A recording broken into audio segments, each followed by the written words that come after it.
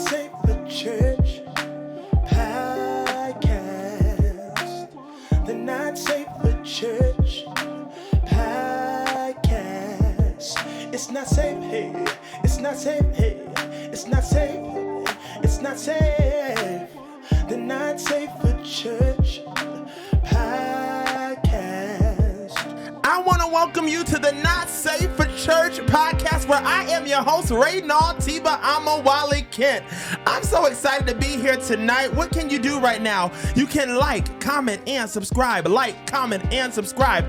Let me tell you something. If you're watching this podcast right now, I want you to screenshot it, and then I want you to share it on your social media, because I just believe if you share it, somebody else might watch it. I don't hear nobody tonight, but I'm super excited. I have my guy, my friend, my brother, my friend-tor, the Derrick. Logan is in the building. Bishop is what I call him. It's great to be here. Thank you for having me. Oh my God. We're doing this in person now. We're in person. You've been here like every season. It's not an Instagram thing. Yes, it's not Instagram, Zoom, not Zoom. Skype, whatever. You're here. I'm here. I mean, you're a real friend. A lot of people say like, oh, I'm going to come on your podcast. And like, they come on. But you literally drove here. And we've hung out for a day. We got to hang out. Literally. Are you tired of me yet? No, man. I'll be honest. It's been refreshing. Okay. It really has. Because I know I can tire people. I've only got about 2 hours left of my capacity, and then I gotta hit the Oh my God, D-Lo. Well, I'm like, I recharge, so I probably will recharge. Yeah. And like be ready to go back to corporate tomorrow. It's been great. But I love you. Time. Yeah, you're my brother. You make me think. And I'm just super excited you're here tonight. I'm going to be having a discussion with Derrick. He's one of my friends.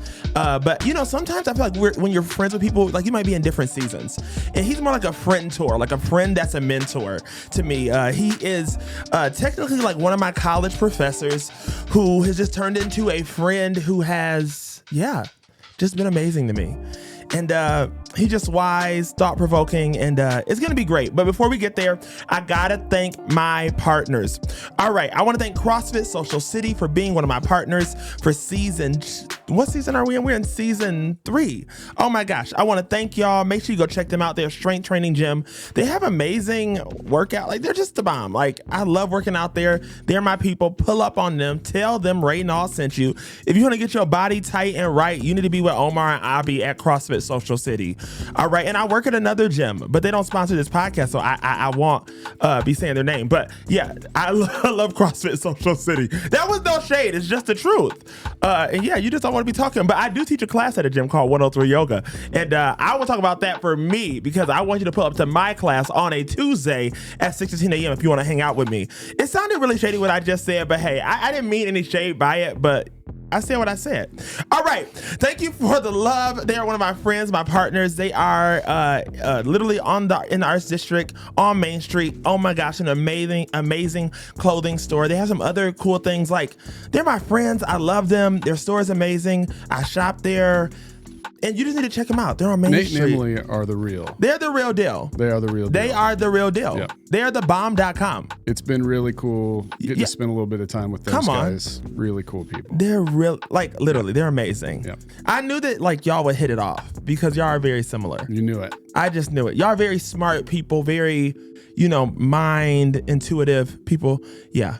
I knew it. I knew it'd be great. All right, there are 2 ways to support this podcast. I can't get my words out. I'm just so excited Derrick is here. All right, subscribe and share. It's totally free. Subscribe and share it. I said screenshot while you're listening and share it to somebody. It's totally free. Help a brother out. I mean, it is hard out here for these podcasters. Share it. And then you can give and receive. Y'all, I'm trying to do season 4. And let me tell you something. You know how much money I already have raised for season 4? I have $0 raised. So I need you to help me. It's NSFC Podcast on Venmo, on Cash App, on PayPal. PayPal me the NSFC Podcast. And if you want to give via Zelle, we have Zelle, and it's the Not Safe for Church podcast at gmail.com. The Not Safe for Church podcast at gmail.com. So yes, all those ways are ways you can support this podcast financially. And man, I'm trying to do a season 4, and I'm going to do a season 4, but man, it'll be amazing if you guys can help and put your brother on. All right, so we're getting today's episode. I feel like my announcements were a little long. It was like a black church in here, but we're going to get into this podcast, this episode. My topic today is really dissecting the brain of one of the greatest thinkers I know. Derrick Logan. And I'm just super excited he's here. And I don't just say that. I think a lot of times, you know, you can hype people up and you're like, oh, they're this. But I have experienced it, and I know Derrick to just be an amazing, thought-provoking thinker. And I'm just super excited to have you here. As my friend, a lot of times people say they will walk with you through things and that they will be there. And you've done that. And I'm so grateful. A lot of times people give you advice, and then when you live in their advice, they're nowhere to be found. But you're still here and very present, and it means a lot to me. And I thank you, because I know you don't have to. You don't have to answer those Marco Polos. You don't have to be present. I don't, you know what I mean? Like, you're not getting anything. I mean, yeah, we're getting a friendship out of this, but you're not, you know what I mean? Like, I'm not doing anything to put you on or help you. Like, you're just my friend just because, and it means a lot, and I'm grateful. I love you. It's an honor to do this with you. It's great to be your friend. It's rewarding on this side too, man. So I'm happy that our paths have converged for this long season, and I hope that we've got a lot more years ahead. I know we got a lot more year ahead. Okay, please, you're a real one. If you made it this, I think you make it this far with me. I mean, I'm not going nowhere. Yeah. Praise the Lord. But anyways, Derrick, I want you to tell the people who you are. Tell them where you're from, and what you do. Yeah, give the people some knowledge about Derrick D-Lo. I just want to say all the names so people know when I'm saying it tonight. If I switch names, like, they'll know. There you go. Yeah. Derrick Logan. I am from Phoenix, Arizona. Period. I have a beautiful wife, Kim. Oh, I love Kim. Grrr. Kim is fun. I love her. We'll celebrate 20 years this year, man. Oh my gosh. June. I can barely last with somebody for 20 minutes. I'm like, I don't like you no more. Yeah. It just occurred to Kim, oh, this is the 20th. Like, just like this past week. So it's what happens when you get these many years. Wait, so that was last year when y'all went to New York? That was for her birthday last year. Okay. I was like, that was an anniversary. Yep. And we have 3 great kids. Period. My son Jude is 14. Emmy is 13. Kate's 11.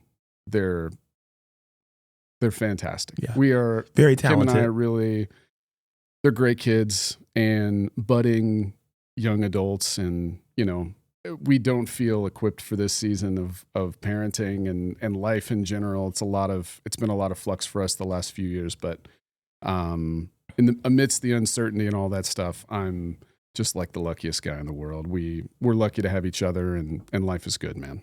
Yeah. I mean, and I want to say this: at least one of your kids gonna be on Broadway. And I want to say that I said it first. Yeah. So when they make it, they can play this video, because I don't delete the videos. I'm going to show them this clip. Literally. And all 3 will smile because there's like, oh, he's talking about one. me. I don't know which one it's going to be, but one of them is going to be on Broadway. Yeah. And, you know, when you a real brother or sister, you're going to help your other brother and sister up. You're going to bring them up. Once you make it, you got to be like, I got a sister. I got a brother who can do the same thing, the same family, the same blood. Let me put them on. There you go. Period. Okay? Keep it in the family. All right. And then you know, you want work. You don't have to work. You're just living your best life. Watching kids on Broadway. Well, yeah, I like the work that I'm doing. Okay. So I hope I get to work the rest of my life. But my kids are great. And to your point, they've got bright futures ahead of them. And we're lucky, man. We're so grateful for what we've got. Come on. I love that. All right. D-Lo, okay, so me and Derrick talk about a lot of things. I mean, if you saw our Marco Polos, I mean, that could be a book in itself. It could be called like the Marco Polos of a ex-Pentecostal, deconstructed, and what would you consider yourself? Like, what would be your nickname? Oh goodness, you're putting me on the spot. I don't know. I mean, you've done a lot. We've talked about a lot. It's a broad spectrum of topics that goes a lot of different directions. Literally. For sure. Yeah.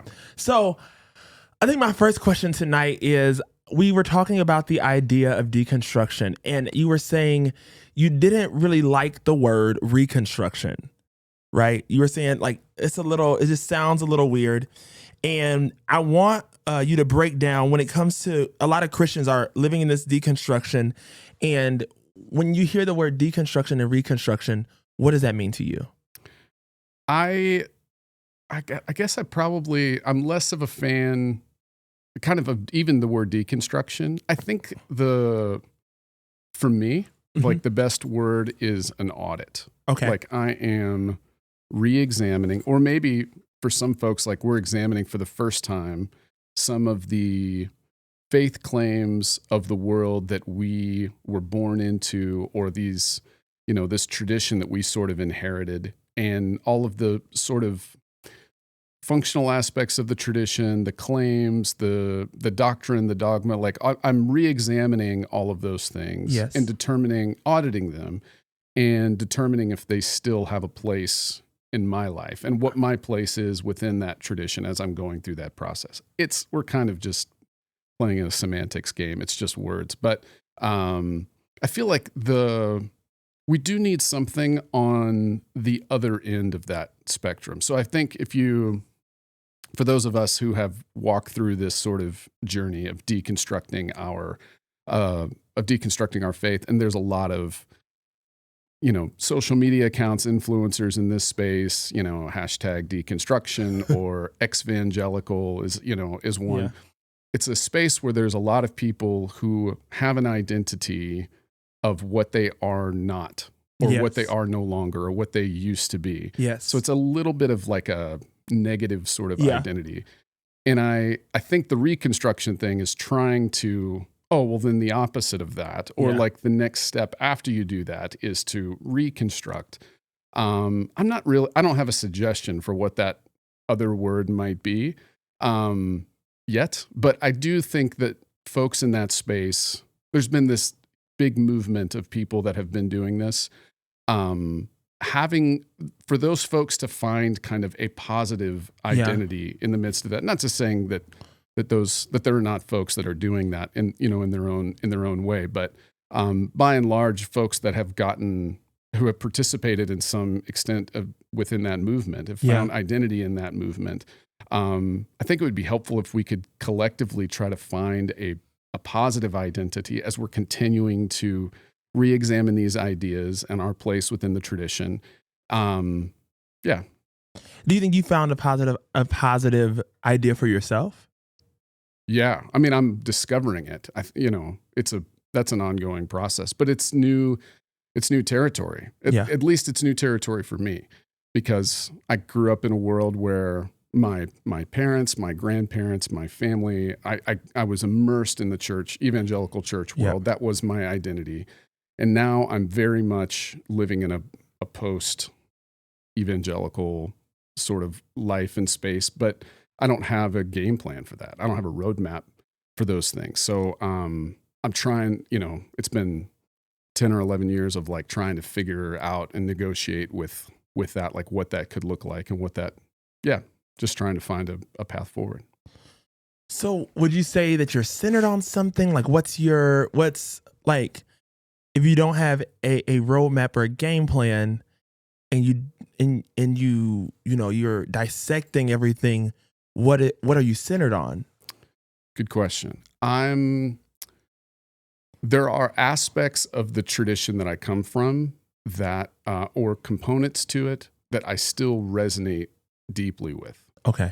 So I think for me, it's sifting those things, putting those things kind of through the gauntlet, really testing, one of the things you've heard me say a million times is, truth thrives under scrutiny. Really, this for me it's a journey in pursuit of truth. Yeah. Like capital T, truth. And I don't think that that's a journey with a clear-cut destination. Yeah. I think the point is to be on that journey. So there are aspects of the tradition that I come from that I resonate deeply with, but then there's complications with those things. I find a lot of resonance with the Bible itself. Okay.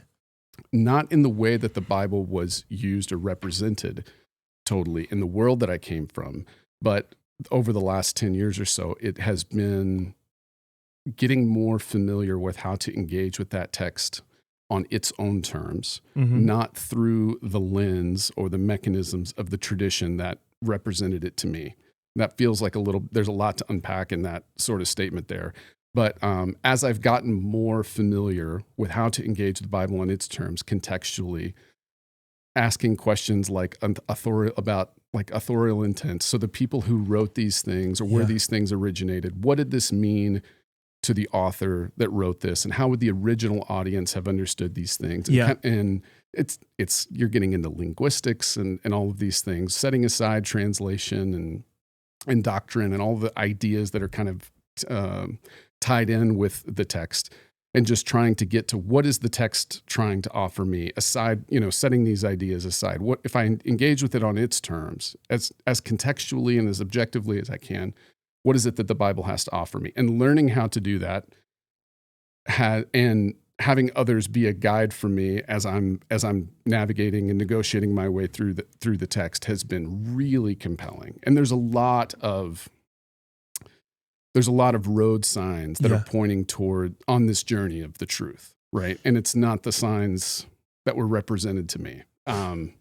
So do you think the Bible is different than, because you said how it was used in the tradition, so used in the faith spaces that you were in. So do you believe the original intent of the Bible is different than how it is being used in faith spaces today? In my experience, yes. In the evangelical world that I grew up in, there's not, you don't hear people talking about what you don't hear people talking like this within that world. In my experience, maybe there are, but not out loud, not on a podcast. Yeah, like when they're talking about the Bible, when they're preaching from a pulpit at a church or things like that, they are representing an ideology about the Bible. And so there's a whole narrative about what the Bible means that they're representing and they think, it's not malicious. Like, I think that they are representing an honest, true representation of that text. But if you start digging at some of those ideas and those pieces of doctrine, you realize that they're informed by extra biblical influences, other thinkers that have come before, and they get intertwined and embedded into even the translations, the Christian English translations that you and I read and are familiar with.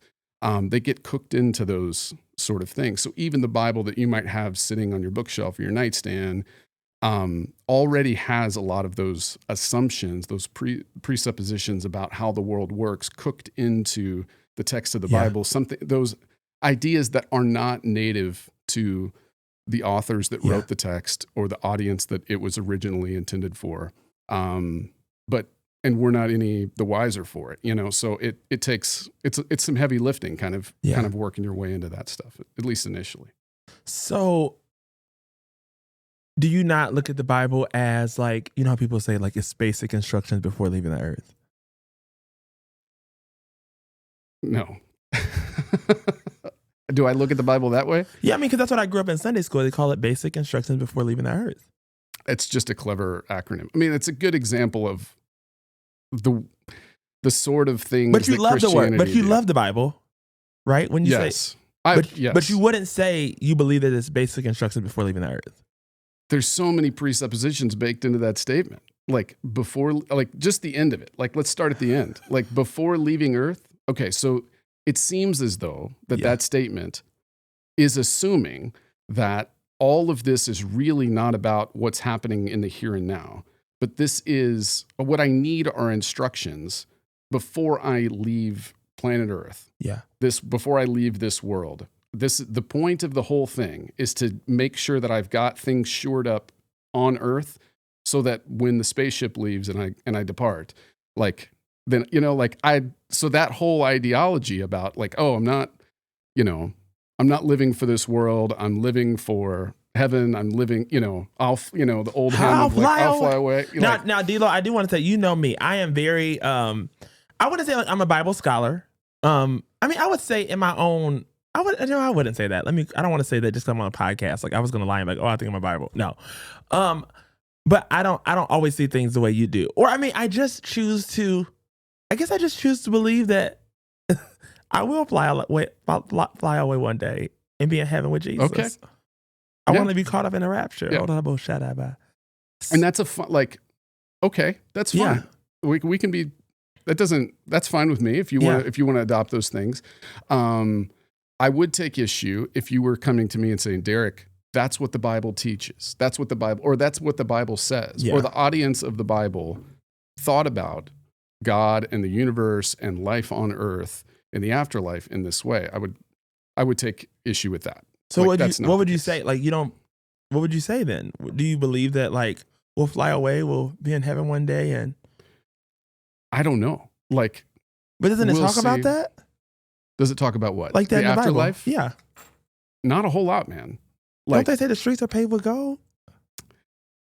there's a lot of you can represent the Bible to support these sort of ideas of some illustrious afterlife for those that are chosen, or those that have prayed the prayer, or whatever. You know, the sinner's prayer is a really prominent idea in the evangelical world that has zero biblical basis. Like, where does that even come from? Accepting Jesus Christ as your Lord and Savior. Believing. That's a fine idea. Yeah. Like, I'm not even taking issue with the idea. But let's acknowledge it for what it is. It's an extra biblical idea. It's an idea that comes from something other than the biblical text. So I'm not so interested in debating those sort of ideas. And I'm not even suggesting that you need to discard those ideas. Yeah. Those ideas that's fine. But what's really interesting to me is intentionally setting those ideas aside. Don't flush them out. Don't trash them. Set them aside. And let's just engage with the Bible on its terms. What does the Bible have to say?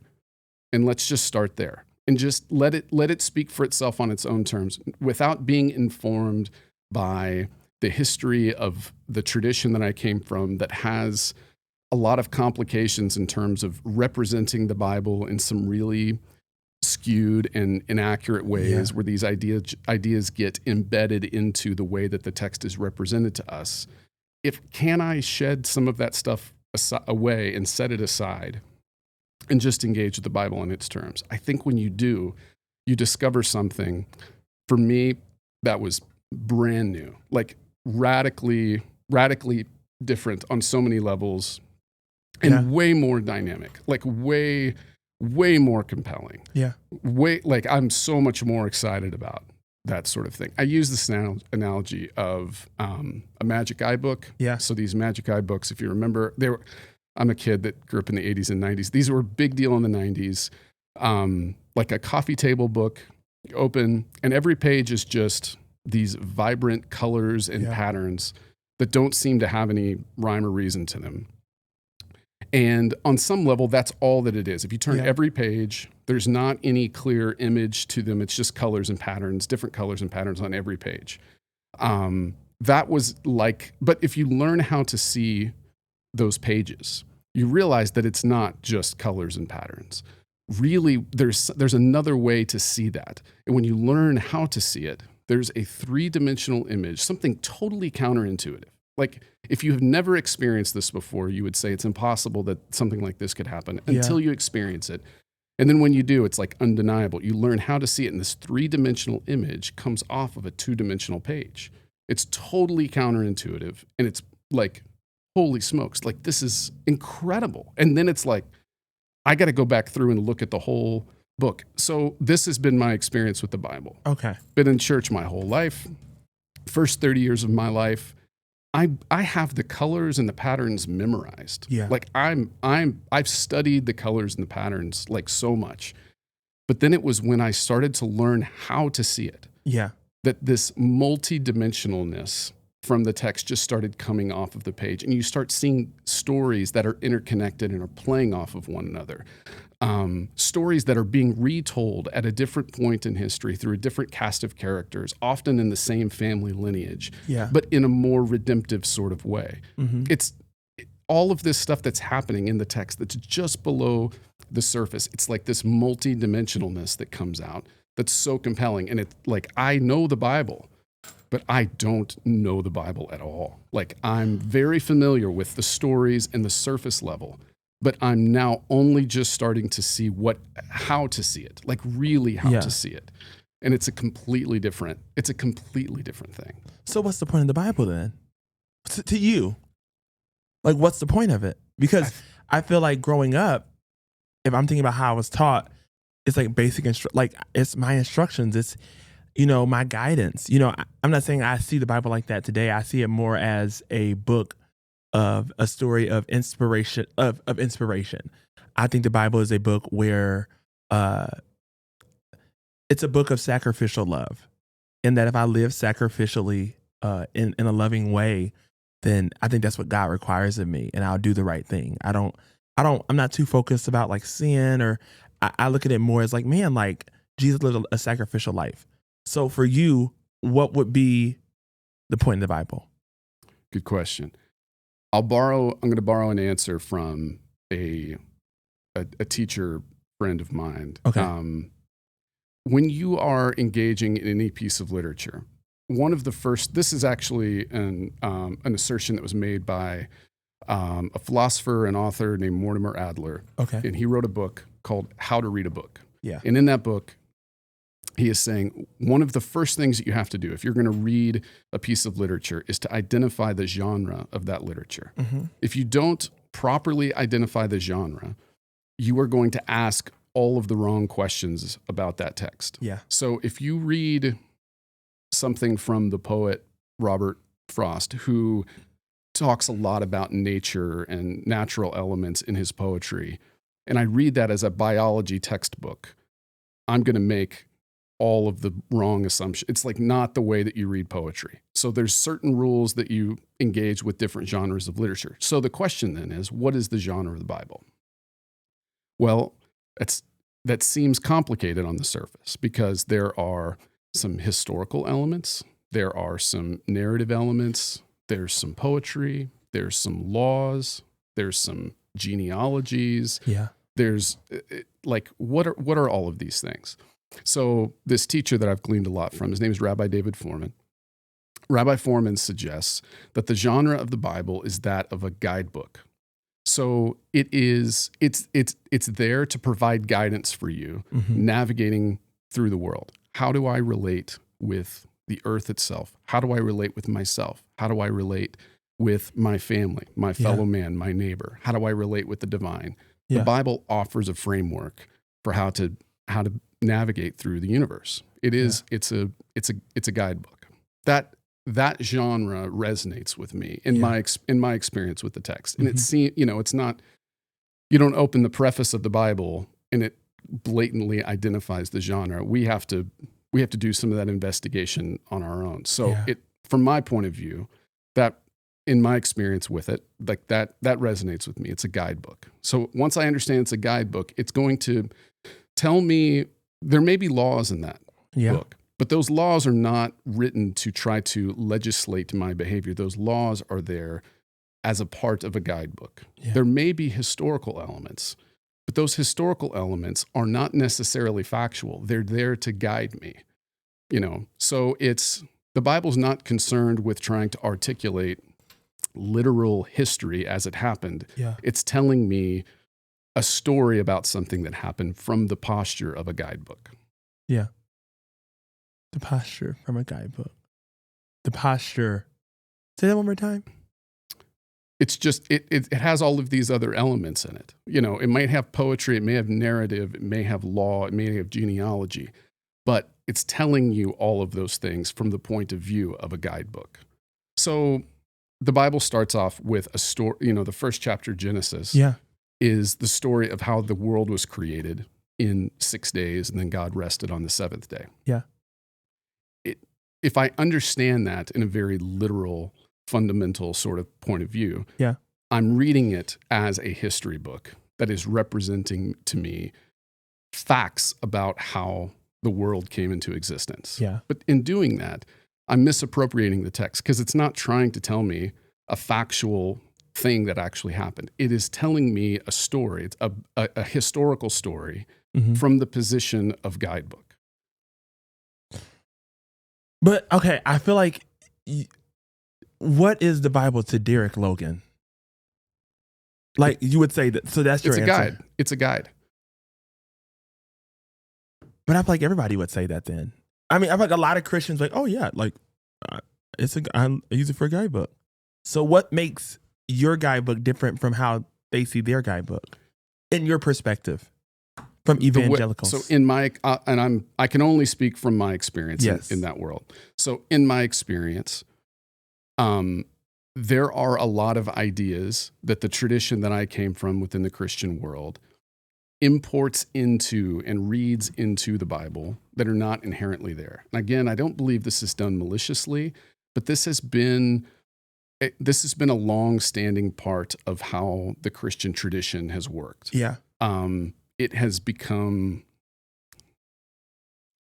it's just something that's been going on since the beginning of that tradition. Yeah, from my point of view. Yes, sir. So when those ideas, when you start to engage with the text on its terms and you try to just want to get into the language. I need some help. I don't speak Greek or Aramaic or Hebrew. Like, I need some guidance as to how to do these sort of things. Yeah. And you extract the dogma, the doctrinal aspects of these things, and you're just engaging with the text on its terms without trying to draw specific conclusions, but just asking, like, what is the Bible trying to represent to us at this, here, and separating it from all the ideas and all the assumptions that I've had about it. It's a different sort of thing. And when you start researching some of the ideas that, all right, we're talking really abstract. So let me give like a more specific example of this.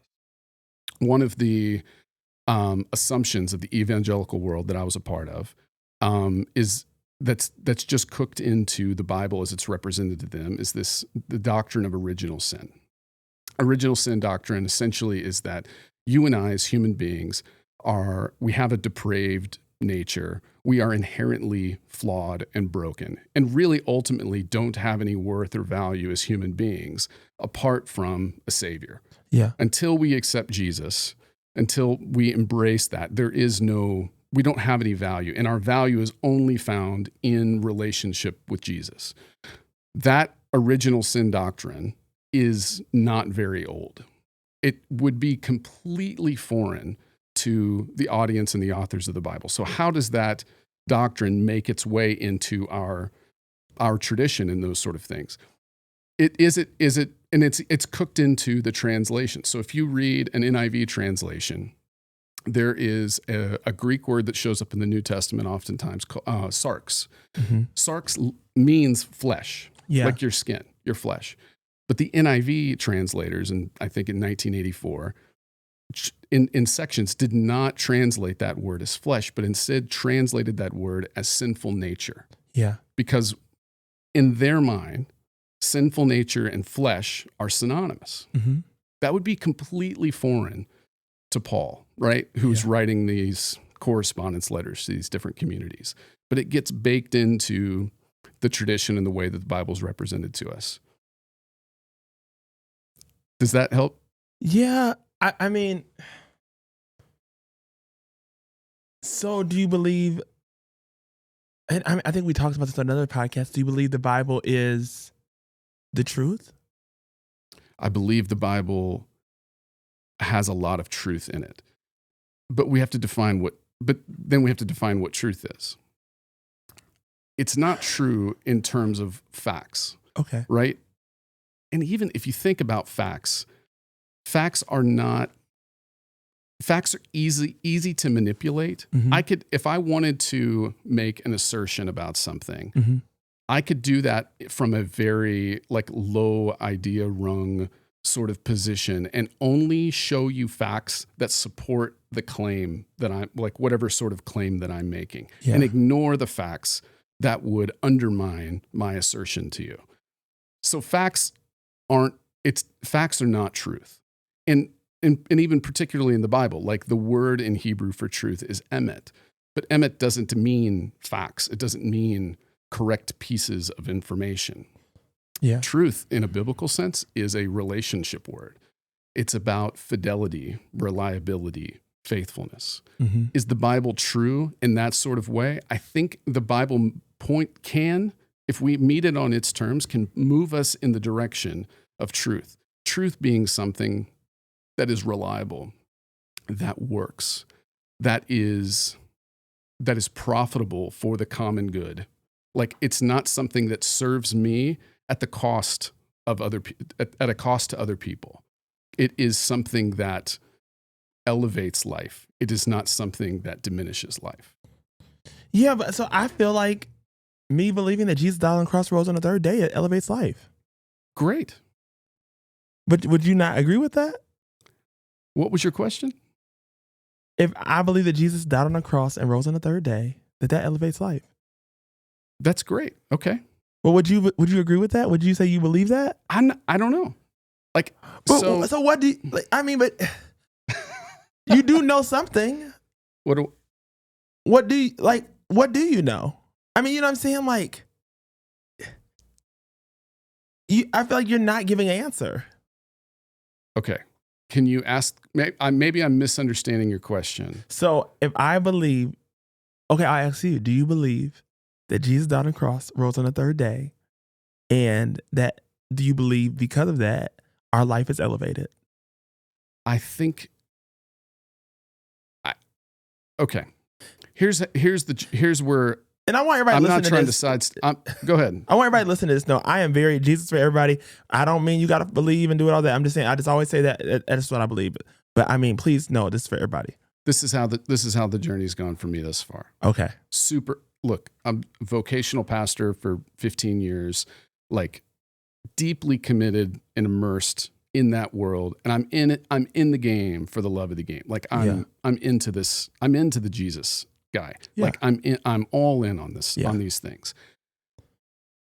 But then the house of cards kind of starts falling as I'm naturally just digging and researching and striving towards truth. And I haven't done your research, so, and I respect that. Sure. I want you to know. I'm realizing that some of the ways that the Bible has been represented to us, I'm being shown evidence for the first time in my early 30s, like evidence that pushes up against ideas that I have always assumed to be true, which sends me on this quest of trying to come to terms with the reliability of some of these ideas and where do these ideas originate? Where do they come from?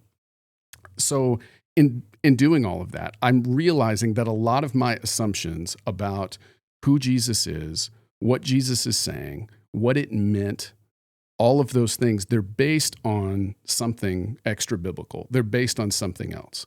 So I want to understand, well, what did Jesus mean? Like when he says this, right? I can't even get to like what Paul or James or Peter, these other guys are writing about. Like, let's just go to the Gospels. Like, what does Jesus mean when he's saying these things? Yeah. As it turns out, Jesus isn't saying a lot of new things. Like he's not saying things that have never been said before.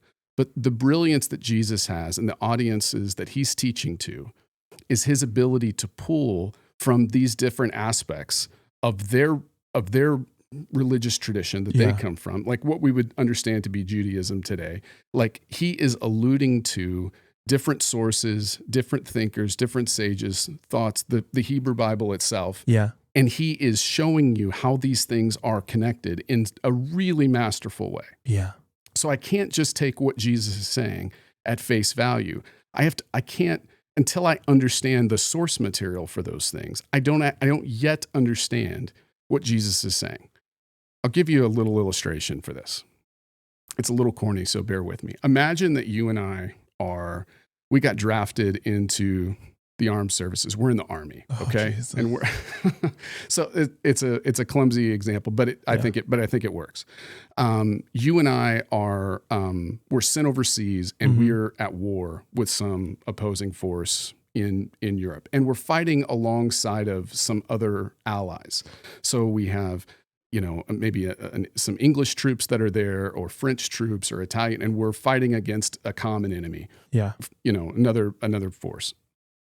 One of our comrades, one of our fellow troops, is wounded, and we go over to treat him, and he's been mortally wounded. We know that this man is not going to survive the wounds that he's experienced, and you and I kneel beside him, and we're tending to him. We're trying to make him comfortable, and an English soldier comes over, and a French soldier, an Italian soldier, and all five of us are tending to this American soldier who is about to breathe his last breath.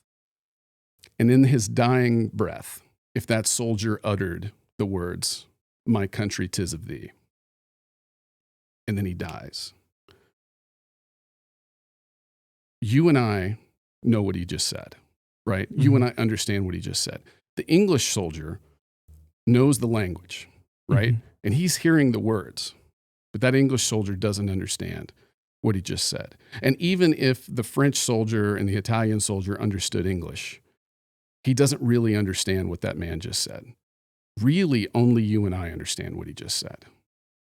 In that moment, he's quoting the lyric to a song. Yeah. In that moment, he's declaring his patriotism, right? He's not saying that blatantly, right? I can't take that man's words at face value. I have to understand the context from where they're coming. The teachings of Jesus they function like that, right? So if I just take them at face value, I'm going to, and not recognize what they are alluding to and what they're pointing to, I'm going to draw a bunch of false assumptions, misinformed assumptions about what he's saying. So if I'm going to understand the words of Jesus, I've got to understand the source material. That points me back to the Hebrew Bible, what you and I would understand to be the Old Testament. And ultimately, it points me back to the first 5 books in particular. So in the Jewish world, the Torah or the Pentateuch, Genesis, Exodus, Leviticus, Numbers, Deuteronomy, that is the epicenter, that is the core, that is the most foundational, fundamental text. When Jesus is saying, love the Lord your God with all your heart, soul, mind, and strength, and love your neighbor as yourself, it's not new. Both of those statements, they come from the Torah. I can't understand what Jesus is saying if I don't understand Torah. Ultimately is where we get to. Okay. So this didn't come to me in like, this is I'm summing up what my journey has been, but it's like I'm trying to come to terms with what Jesus is about and who Jesus is. And I'm realizing that I've got all these false assumptions tied to all of those sort of things. So it's moving me back in that direction. Essentially, now, I haven't left that world yet fully. Like I haven't emerged on the other side yet, because this world, just those first 5 books, are so rich. They are so dense. There is so much happening there. And Jesus is pulling from all of that stuff. So if I'm going to get to Jesus at some point, I can't really get there until I've really camped out here. And I'm still camped out there right now. Yeah. I'm still excavating and I don't know what that will look like. I'm still very compelled by, and there are still things when I'm studying Torah, there are things that I will read, I will hear. I'm like, oh my, it's like blow your hair back. Oh, holy smokes. Like this, that's what Jesus meant when he said this. Like it's given me a whole different framework on the parable of the Good Samaritan, for instance. Revolutionized the way that I understand that parable. And I don't get there until I understand the source material. And that's source material, not just for Jesus, everyone that Jesus is teaching to. Yeah. Their whole life is immersed in that world. So I can't really, I'm going to make all these false assumptions. I'm going to draw false conclusions if I don't understand that stuff first. But once again, couldn't that, just how people who are in that evangelical world think things, couldn't you be doing just the same thing? Like, you're looking into it, but it's still perspective. Except there are a lot of ideas that I've totally abandoned that are core, tenet, vital, essential pillars of like faith and belief in that world. So it's not, I'm letting go of a lot of dogma that is attached to the evangelical tradition that's vital to it. So are you creating your own faith? I'm not trying to create my own faith. I'm just trying to understand the text.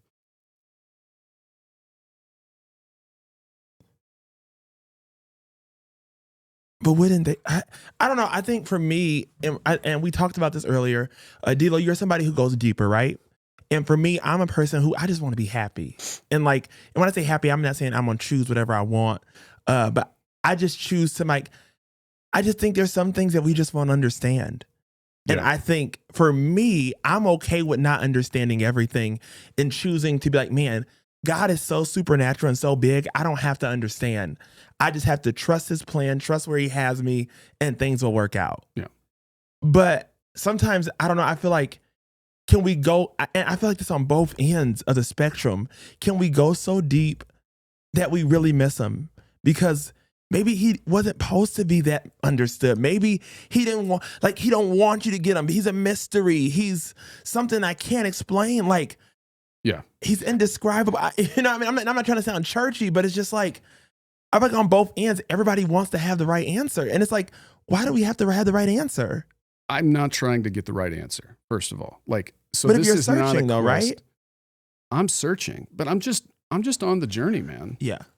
So I hope if I don't you- sound bad or offensive. No, not at all. Okay. No, You're my friend. I'm all into it, man. Okay. It's if you discover that something that you have believed your whole life is wrong, Okay. or it is based on bad intel, like it's based on it's not based on what you thought it was based on, but it's flimsy, it's light, and it doesn't hold water. I can't continue to hold on to it. If other people, if other people continue to hold on to it, that's their prerogative. Not everybody's on my journey. I would say I feel further away today from having a sense of sureness about how the universe works than I did when I was just a tried and true evangelical Christian. I would say I agree. I'm not. But for myself. I am further away from having answers than I felt like I was 10 or 12, 15 years ago. So I'm not trying to, I think that maybe is a misconception of folks who Yes. might look at what I'm doing. It's like, oh, Derrick's just trying to get the right answers. Yeah. Or like, that's not it. For me, I'm just following the breadcrumbs, right? Like it's realizing that I can't play ignorant. You know, I Yeah. think of the movie, The Matrix, Yeah. the red pill, blue pill. You know, do you want to, you could take the blue pill and you'll go to sleep, and when you wake up tomorrow, you'll forget that this ever happened, and you can go back to living in your ignorant existence, because Yeah. ignorance is bliss, right? It is. Really is. Or you can take the blue pill or the red pill, maybe getting colors confused. Take the red pill, and we'll see how deep the rabbit hole goes. Yeah. I could have So- said a joke right there, but I didn't. I can't. I appreciate you not. You know, telling- I know. know. I know where you're Yeah, going. It's okay. You want to Because say it I now? want to say it because, like, it's, you gotta have a little lightheartedness, D-Lo. It's pretty heavy the whole It time. is heavy. It is heavy. Somebody needs to tell a joke. You know, for me, because I don't like to be heavy. I like to have a little We're doing all right. key. Yeah, You know, I there mean, you I go. feel like, man, it feels intense. Yeah. So I